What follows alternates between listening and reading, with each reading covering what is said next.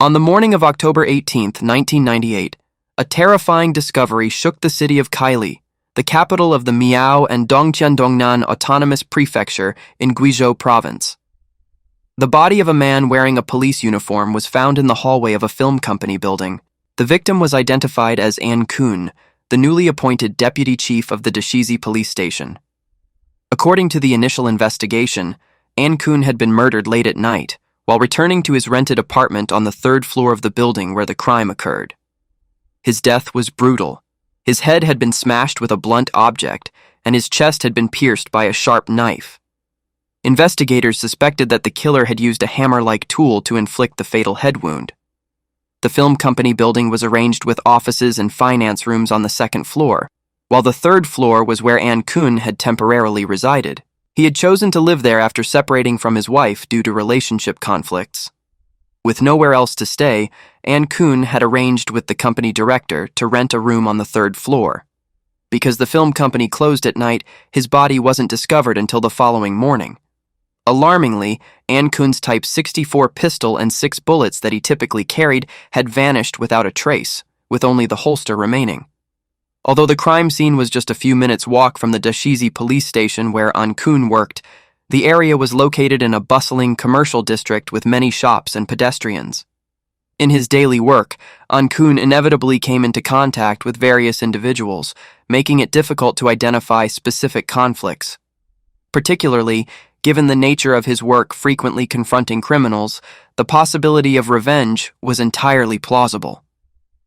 If the gun fell into the wrong hands, the risk of it being used in subsequent crimes was very high. The situation became extremely serious. Police immediately launched a comprehensive investigation. The crime scene left only a few messy, bloody footprints, providing no significant clues. The authorities' greatest concern was that the stolen gun would be used in new crimes. And then, just 44 days later, their worst fears became reality. While the city of Kaili was still reeling from Dekun's murder, another tragedy occurred. At noon on December 1st, 1998, in apartment 501 of Building 17 in the Hospital 418 residential complex, an entire family was wiped out.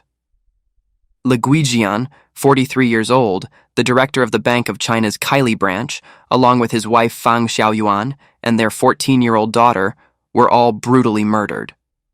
The tragedy didn't end there. Liu Qiaoyun, a kind neighbor, also became a victim in this massacre. The scene at the crime site was horrifying. Qiaoyun's body was found right at the entrance, with a bullet wound to her chest and her body riddled with more than 20 stab wounds. Guijian had been shot twice, including once in the head. His wife and daughter couldn't escape their tragic fate as both were stabbed multiple times, leading to their deaths. The bloody crime was only discovered that afternoon when Fang Xiaoyuan's younger brother came to visit and found the tragedy that had befallen the entire family. A neighbor later provided police with an important clue. At noon on the day of the incident, a girl's terrified scream suddenly rang out from apartment 501, followed by the sound of hurried footsteps. This neighbor explained that normally, Qiaoyun and her husband were very strict in disciplining their children, so when they heard the noise, they assumed it was just a typical family argument. However, this time the noise was too intense, making them wonder why they were punishing their daughter so severely. Since they weren't close with Director Lei's family, they asked Qiaoyun, who also lived nearby, to intervene and help.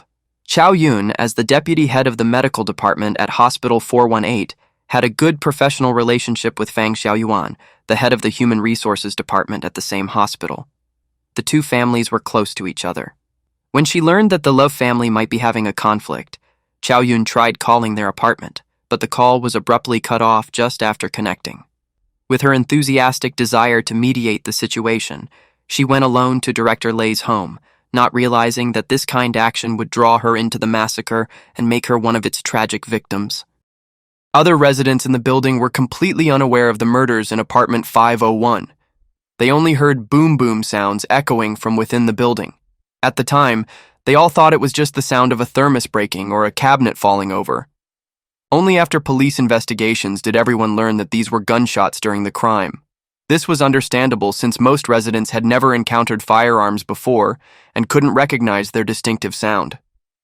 During this period, surveillance camera systems in the city were not yet widespread, making the investigation of the case very difficult. Investigators could only rely on clues collected at the crime scene. And the crime scene showed signs of a deliberate robbery. All drawers and cabinets had been ransacked, mattresses had been slashed with knives, creating a chaotic scene. All cash and valuables in Guijian's home had vanished without a trace, including a watch valued at approximately $38,000. The family's assets had been completely looted. In the kitchen, the gas valve had been opened, the pipe cut, and a bullet was found in the electric fryer. Around it was a pile of flammable clothes and bedding that had been doused with alcohol.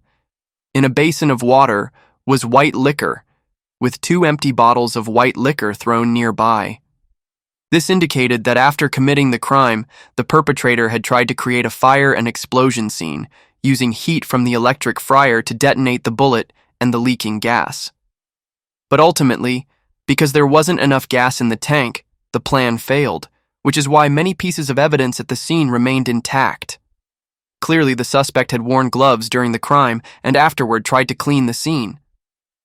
Police spent 5 days examining the crime scene and finally found a fresh fingerprint from a stranger on a clothes hook discarded on the bed in the bedroom, a continuous fingerprint of the index, middle, ring, and little fingers. Additionally, after examining the bullet marks at the scene and identifying the shell casings collected, it was determined that the weapon used by the killer in the massacre was the Type 64 pistol stolen from Deputy Chief Dekun 44 days earlier. Moreover, the footprints collected at both crime scenes and the knife wounds on the victims' bodies matched very well. Therefore, the police combined the 2 cases that occurred within 44 days to investigate. Kaili is a small city, and the 2 cases created a significant negative impact locally. The Dashizi police station and the Bank of China Kaili branch were close to each other, and the victims' occupations led to many rumors spreading, causing public panic and fear. Residents of the Hospital 418 residential complex invited feng shui masters to each home to perform exorcism rituals. Due to their particularly serious nature and widespread impact, the 2 cases that occurred on October 17th and December 1st were merged into a special file named the Kaili Double Bank Murders. The Ministry of Public Security directly supervised the investigation and announced a reward of up to $25,000 for anyone providing valuable clues. This was still the largest reward ever offered by the Qiandongnan Police Department. Those who had been friends of Guijian all affirmed that during his lifetime, he always acted discreetly, cautiously, and had no conflicts or grudges with anyone. Based on the stolen property from the home, police initially leaned toward the theory that this was a robbery combined with murder. However, given the victim's social status, someone with a wide network of relationships who frequently interacted with the upper class, it could not be ruled out that he had inadvertently offended someone in business dealings, leading to revenge or intentional murder. The investigation agency also believed that the perpetrator was likely from outside the province and had quickly fled after committing the crime. The suspicious coincidence between the 2 cases, one victim being a deputy police chief, the other being the director of the Bank of China branch, along with the unclear connection between the 2 victims while they were alive, shrouded the entire case in a thick fog. Given that the crime scene didn't provide many solid pieces of evidence, the fingerprints collected on the clothes hook at the scene became the most important clue for investigators to follow. In 1998, information technology was still rudimentary. Computer systems were not widely available. Modern forensic technologies such as automated fingerprint identification systems and national fingerprint databases had not yet been established. As a result, fingerprint comparison became a task requiring extreme patience, performed entirely manually by technicians with very low efficiency. To collect fingerprints for comparison, investigators had to examine each person on the suspect list individually. In particular, if they wanted to compare with fingerprint databases in other provinces, they were forced to personally travel to each location to do so. Determined to solve the case, the task force spared no effort, traveling to correctional facilities and labor camps across the country from north to south. All local police on business trips were required to carry wanted notices. The scale of the investigation was massive. More than 500 police officers were mobilized to solve the case. More than 10,000 related people were questioned and investigated, and 78 volumes of files were compiled. Yet, despite these enormous efforts, investigators could only watch helplessly as days passed without any significant results. Years passed, the truth remained elusive, and the perpetrator continued to evade justice. A few years after the case, the victims' families often came to the Kaili City Police Bureau to inquire about the situation, but only received the answer that the investigation was ongoing. Later, the relatives gradually lost faith and rarely came anymore. Some relatives of the victims even mentioned this case on their deathbeds. The double bank murders case had become a thorn in the heart of every police officer. The task force didn't give up. Room 501, where the crime occurred, remained sealed so that the crime scene could be checked and physical evidence collected at any time. Police occasionally opened windows for ventilation to prevent mold. Whenever there was a new idea about solving the case, the task force would go to the scene to check again and look for clues. Although each attempt ended in failure, it was thanks to this persistence and determination that, 18 years later, there was finally a breakthrough. It turned out that after the crime occurred, the perpetrator didn't hide somewhere remote or flee abroad, but remained in Kaili City and even got promoted, rising to become a high-ranking political official. As time passed, criminal investigation technology and forensic science continued to upgrade, making it possible to find new breakthroughs in cases from many years ago. The reason police had obtained the suspect's fingerprints in this case, an important piece of evidence, yet expended great effort with no results in the investigation, was largely due to the fact that the fingerprint itself had defects, meaning it was distorted. During the process of leaving fingerprints, the suspect's fingers and the object made contact, and in the moment of twisting and friction, the fingerprints left behind were distorted and blurred. This made it extremely difficult for technicians during the manual comparison process at that time to identify them. With the advancement of criminal investigation technology, fingerprint identification work also reached a new level. With the joint efforts of more than 10 fingerprint experts, they maximally restored the previously distorted and blurred fingerprints, while also marking all the important features of several fingerprints. Thus, the fingerprint evidence now was a completely new version incomparable to many years before. In March 2016, the Criminal Investigation Bureau of the Ministry of Public Security launched an operation to tackle unsolved cases and included the Kaili double bank murders case in the list of target cases to be solved. The sealed crime scene was reopened. The Deputy Director of the Criminal Investigation Bureau of the Ministry of Public Security took over the case, first ruling out the possibility of revenge killing. The 4 triangular fingerprints found at the scene were the key to unlocking the mystery of this case. The working group discovered an important breakthrough from this feature. It is extremely rare for a person to have 4 consecutive triangular fingerprints on the same hand, and this feature matches the characteristic fingerprint structure of some ethnic minorities in the area. Based on this discovery, the investigation team established a new strategy, bold but promising. Collect fingerprints from all males aged 33 to 63, equivalent to 15 to 45 years old at the time of the crime, across the entire Qiandongnan prefecture.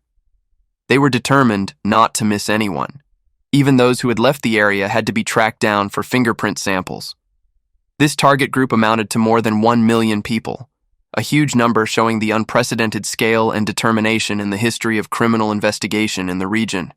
Each passing day, thousands of new fingerprint samples were collected and entered into the system, gradually building a massive database for comparison and identification.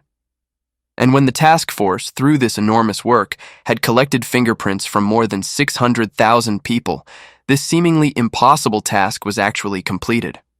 On November 8, 2016, at a detention center, they collected fingerprints from a minor offender, but after entering them into the system, an anomaly appeared, and the system alarm sounded. The source of the fingerprints was Huang Dekun, who had once served as the director of the Urban Management Bureau of the Kaili City Economic Zone and deputy director of the city's Slum Renovation Office. Subsequently, technicians from the Guiyang City Public Security Bureau compared them multiple times, confirming that Dekun's fingerprints highly matched the fingerprint evidence collected on the clothes hook in victim Guijian's home in the double bank murders case. Following interrogation, Dekun confessed to the crime and quickly revealed his accomplice, Pan Kai-ping. Police swiftly arrested this person. When arrested, he was a temporary employee of a government agency in the Kaili City Economic Zone. At this point, the two major cases that had remained unsolved for 18 years were finally cracked. Why did Huang and Pan dare to be so reckless 18 years ago, killing a police officer to steal a gun, then using that gun to break into a home and massacre an entire family? And what many people find incomprehensible, how could Dekun, who had committed such terrible crimes, get promoted to become a high-ranking political official? Dekun was born in 1964 of Dong ethnicity, originally from Genuine County in Qiandongnan Prefecture. In a family of 4 boys and 1 girl, he was the 4th son, hence nicknamed Huang Si, 4th Huang. Throughout his youth, from elementary to middle school, Dekun attended a school for children of employees of the Kaiyun Company. During the 1960s, to support the policy of developing the Third Front, many families from all over migrated to the remote mountain city of Kaili and became employees of state-owned enterprises. The Kaiyun Automobile Transport Company was at that time the most prestigious state-owned enterprise in Qiandongnan Prefecture, specializing in road transport and related industries. For locals, securing a position at the Kaiyun Company was many people's dream.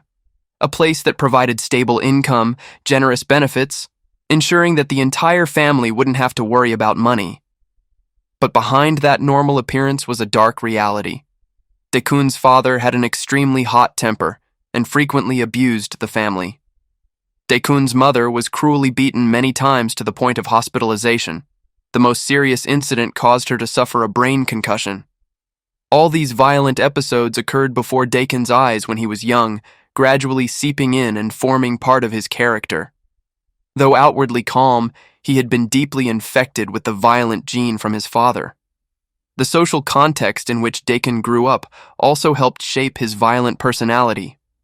The personnel structure of the Kaiyun Company at that time was extremely complex, including cadres from the north who were transferred to the south, local Kaili residents, and even employees transferred from the military.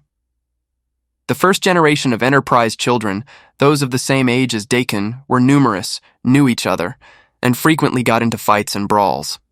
In that environment, Dekun was deeply influenced, gradually becoming violent and frequently participating in fights. In the eyes of those around him, he was a person of few words, though small in stature but very strong, and particularly ruthless and merciless when taking action. The frightening silence and cruel nature coexisted within him, creating a complex and dangerous personality. He liked to study martial arts and weapons, even making his own gunpowder guns to shoot birds, becoming someone that ordinary people dared not provoke. After his mother died, his father remarried, and his only friend was Kai-ping, who later became his accomplice, 1 year younger than him. The two had been schoolmates since childhood, with similar family backgrounds and childhoods, so they looked after each other, later even becoming colleagues. Kai-ping, in the role of a follower, became deeply attached to Dekun.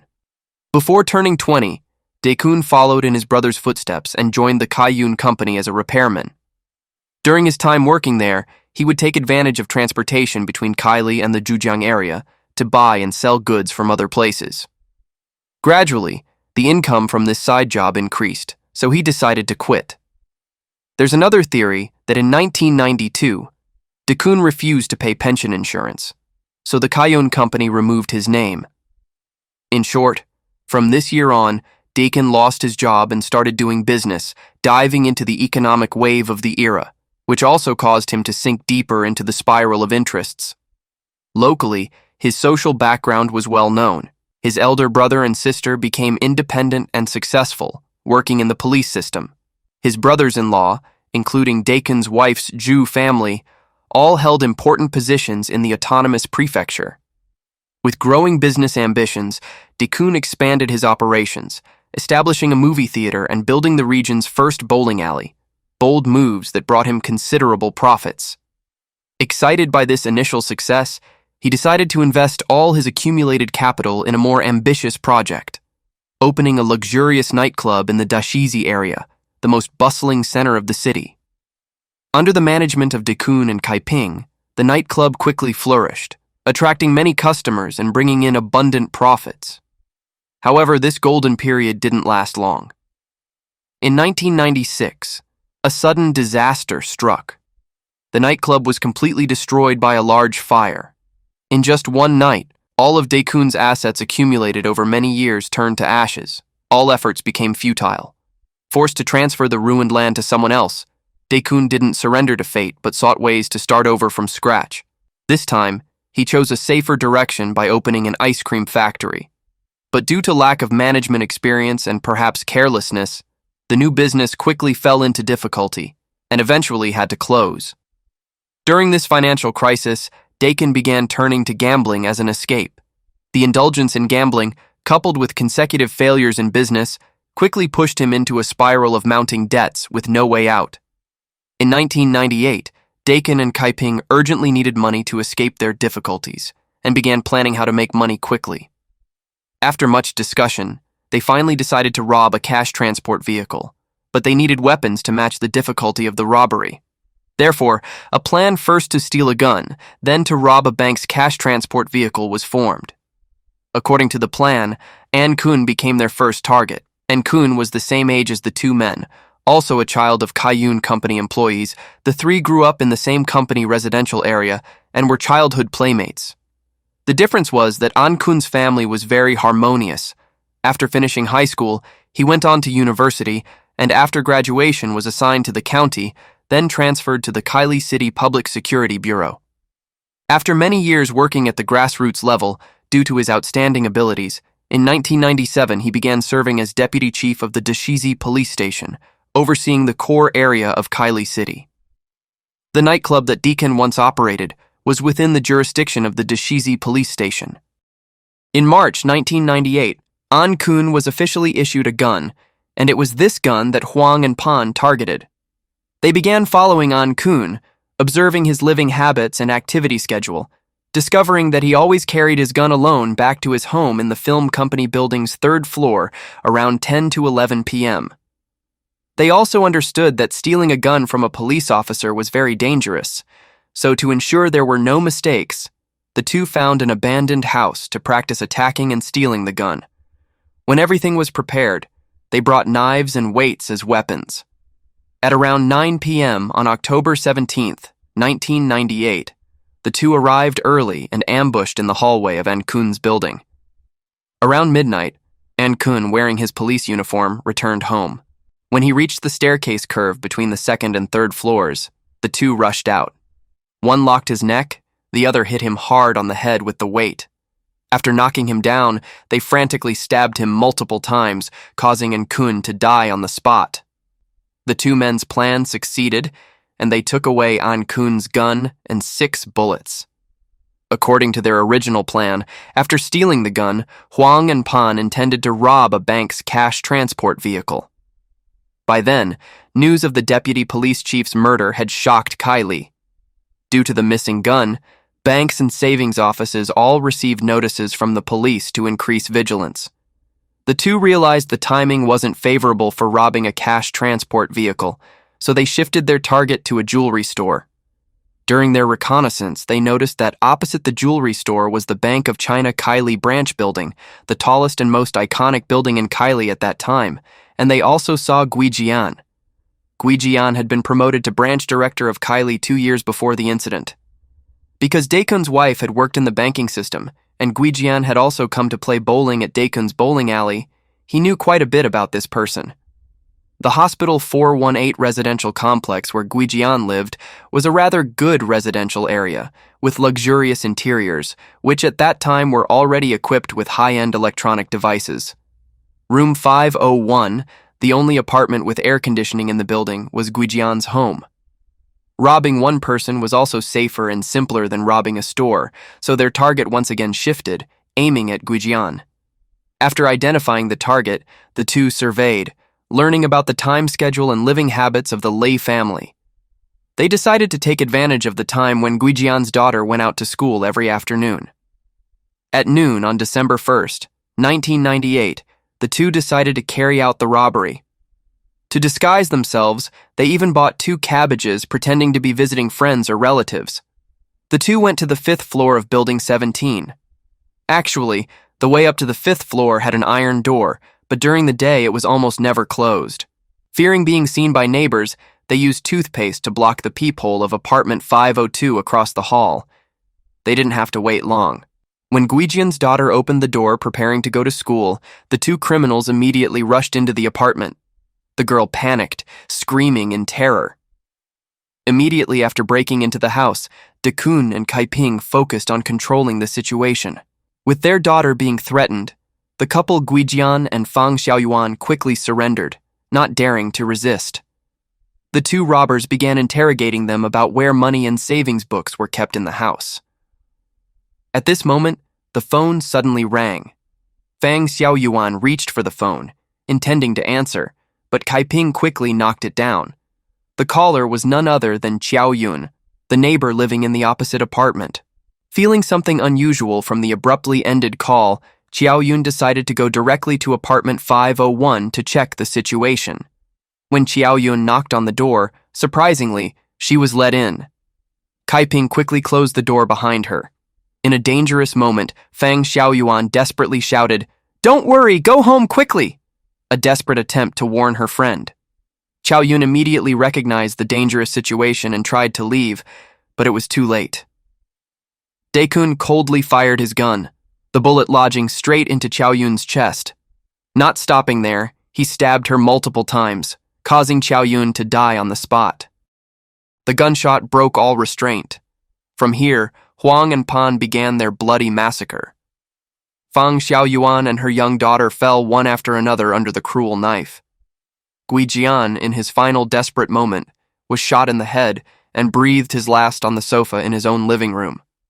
After committing the crime, the two searched and found more than $250, over 30 commemorative coins, savings books, and an expensive watch.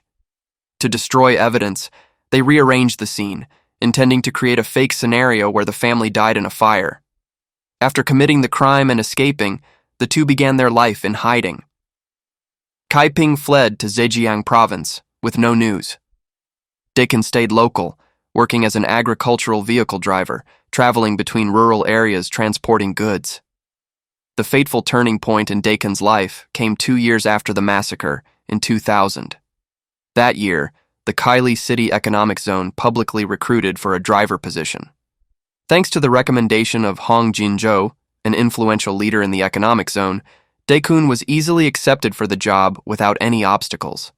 This recommendation wasn't random, but based on a tight network of relationships. Both Dekun and Jinzhou were from Zhenyuan County, sharing the same hometown. Before moving to the economic zone, Jinzhou had served as deputy county magistrate of Zhenyuan County.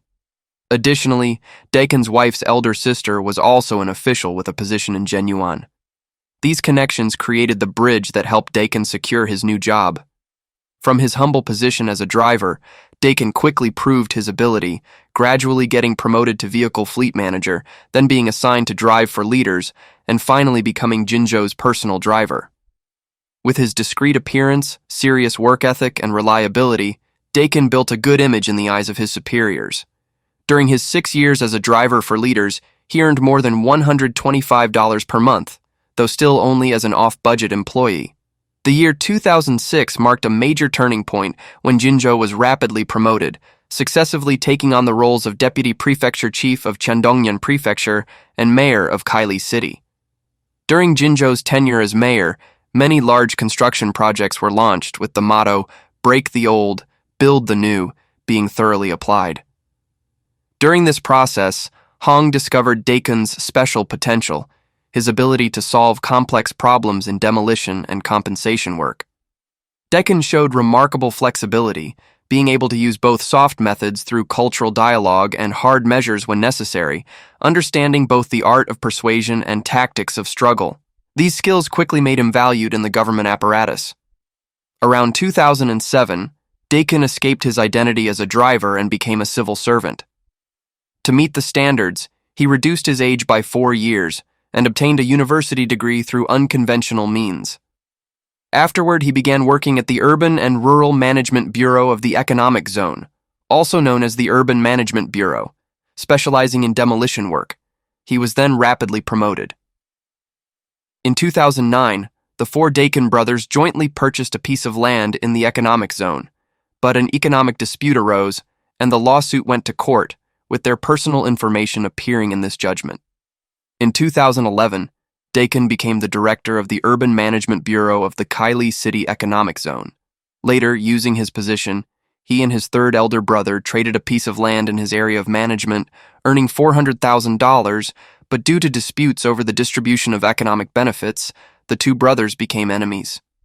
At that time, Dekun also lived in a villa at the peak of his career. But in his daily work, he began to actively suppress his sharpness. For demolition work, he changed his previous decisive approach. Even when beaten by residents being relocated, he required following legal procedures, being very serious. In 2013, Jinjo was arrested on suspicion of embezzlement, bribery, and possessing enormous assets. After Jinjo's arrest, during the investigation phase, Dekun also felt some fear, but could only let things take their course. He once told a close friend that he might be charged, expecting a maximum of 4 or 5 years in prison, hoping friends would take care of his child from a previous relationship. In July 2016, Dekun was transferred from the Urban Management Bureau to become deputy director of the Kaili City Slum Renovation Office, holding the rank of a political official. This transfer became the trigger for his downfall. When handing over work to the succeeding director, due to unclear accounts, the handover couldn't be completed for a long time.